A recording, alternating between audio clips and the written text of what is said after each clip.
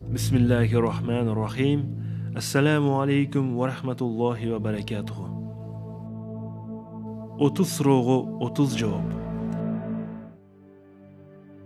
Пайгамбарыбыз саллаллаху алейхи ва саллям бул дүйнөдөн өтүп, Абу Бакр радиаллаху анху халифалык кылып турган заман.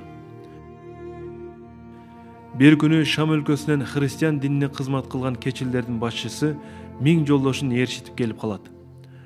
Абу Бакр радиаллаху анху бешин намазын окуп бүтүп, адамдарга пайгамбарыбыз саллаллаху алейхи ва салламдын хадистерин айтып отурган. Кечилдер мечит алдына келишип, катар-катар туруп калышты.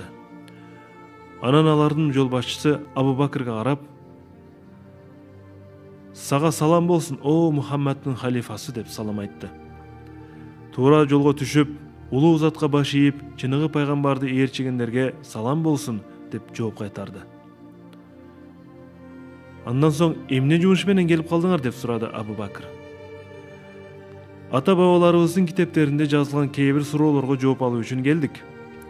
Эгер силердин пайгамбарыңар туура кабар айтып кеткен болсо, анда силер туура жооп бересиңер.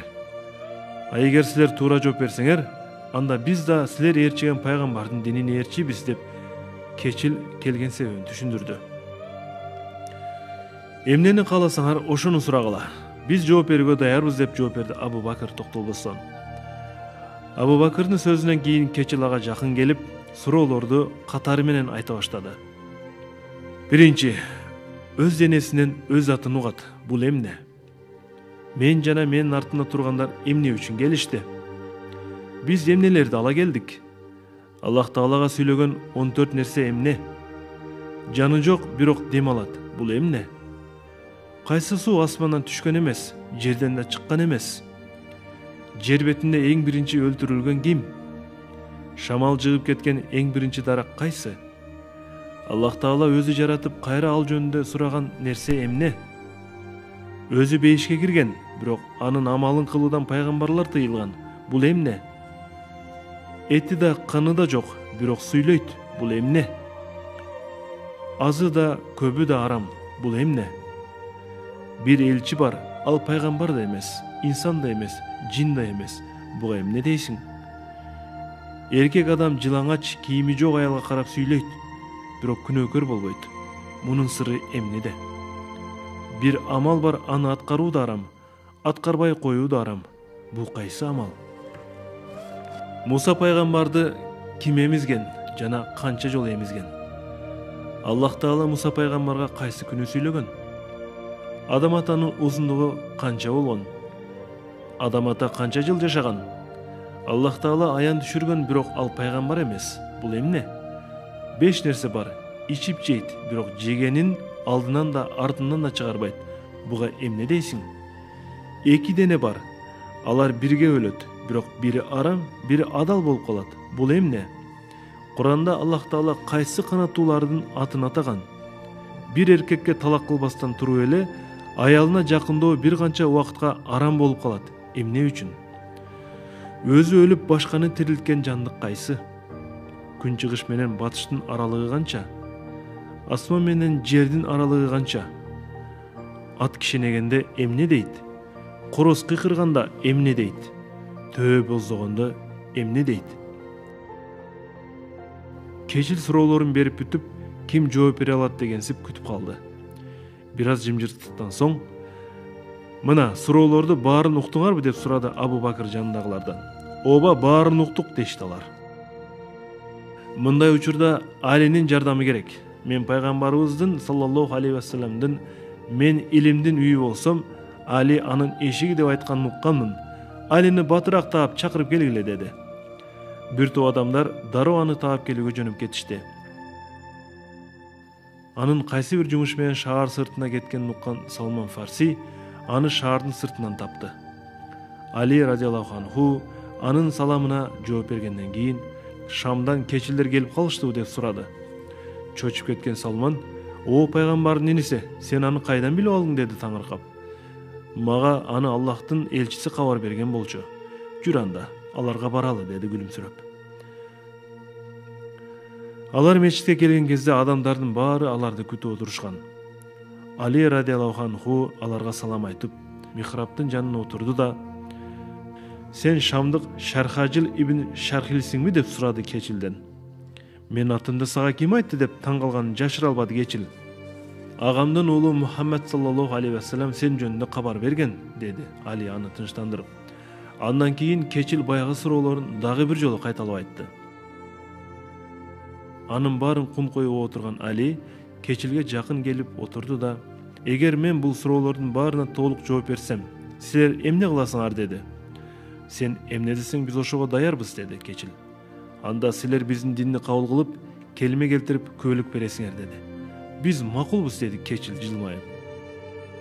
Али радиаллаху анху Аллахка мактоо, пайгамбарыбыз саллаллаху алейхи вассаламга салаваттарды айтты да, суроолорго бир четинен жооп бере баштайт. Өз денесинен атын уккан бул сенин кулагың. Анткени адам өз атын айтса, аны кулагы менен угат.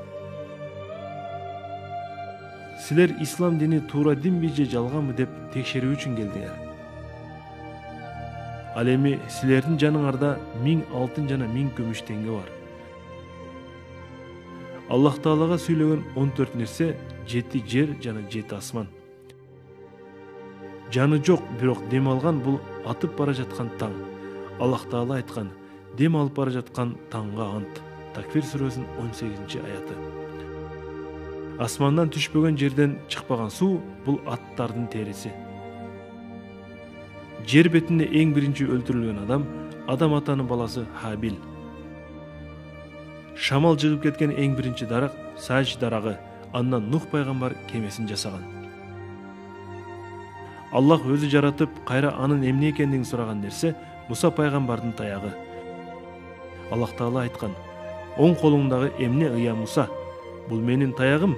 Мен ага таянамын жана койлорума аны менен жалбырактарды күбүп беремин. Жана башка максаттарда да пайдаланамын", деди Муса.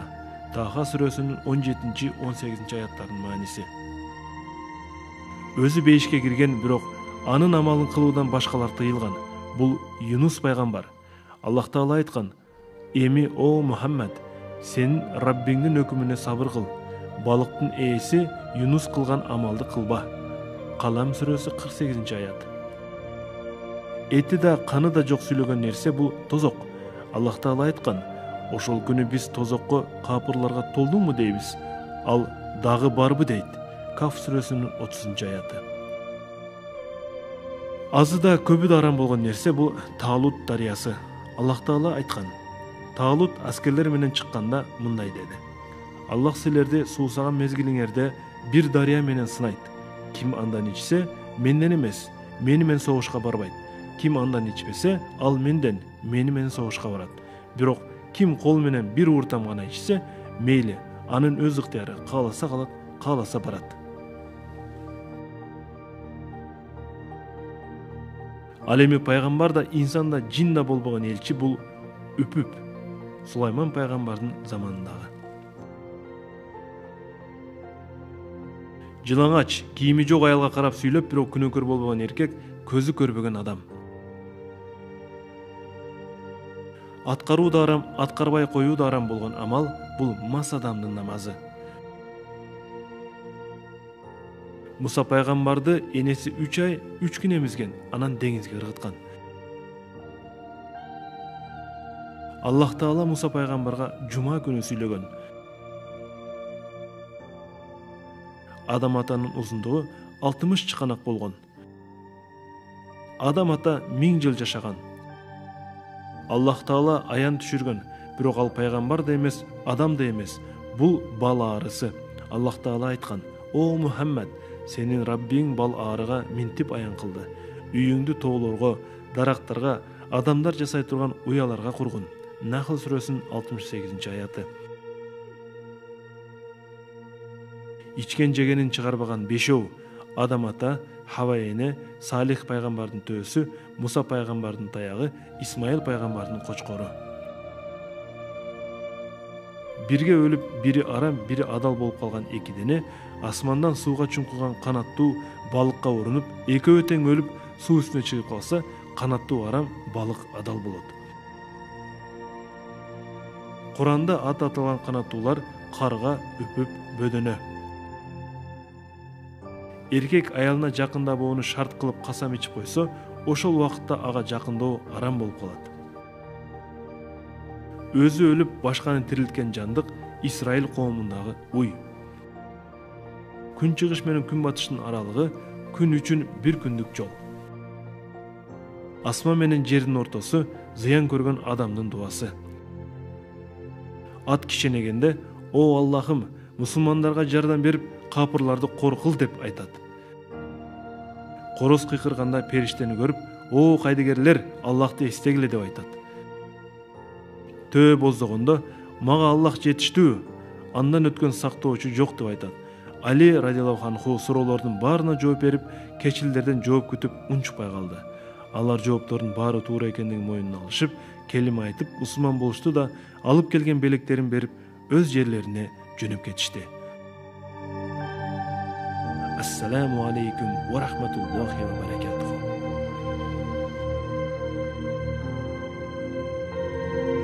Биздин каналга катталып, жан дүйнөңүздү байытыңыз. Сунуш пикирлериңиз болсо, комментарий калтырыңыз.